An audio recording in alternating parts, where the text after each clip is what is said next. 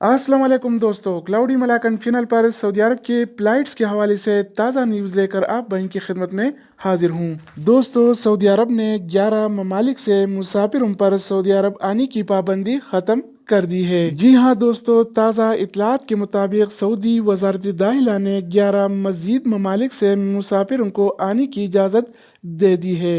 Saudi press agency के मुताबिक वजारत दाखिला ने इलामिया जारी करते हुए कहा है कि 2 फरवरी 2021 को जिन 20 ममालिक से मुसाफिरों के आमद पर पाबंदी लगाई गई थी, उनमें से 11 ममालिक के मुसाफिरों पर सऊदी अरब आने की पाबंदी उठाई जा रही है। इन 11 ममालिक में मुत्तहिदा अरब इमारात, जर्मनी, अमरीका, आयरलैंड, इटली, पुर्तगाल, बरतानिया, स्वीडन, स्विट्जरलैंड, फ्रांस और जापान के नाम शामिल हैं, लेकिन बदकिस्मती से इसमें पाकिस्तान और इंडिया का नाम शामिल नहीं है। वज़ारत दाखिला ने मज़ीद कहा कि मज़कूरा ममालिक से आने वाले वो मुसाफिर जिनको इस्तिस्ना नहीं है, उन्हें होटल करंतना करना होगा। मज़कूरा ममालिक के मुसाफिरों पर पाबंदी इतवार 30 मई रात 1 बजे से ख़त्म की जा रही है। तो दोस्तों, ये थी अब तक की ताज़ा तरीन मालूमात।